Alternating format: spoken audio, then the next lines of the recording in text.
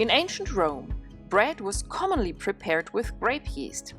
Now, you can harvest that yeast from fresh grapes, sun-dry it to make a storable dry yeast. I made videos about both of these techniques, or use dried grapes, raisins, which is what I'm going to do in this video.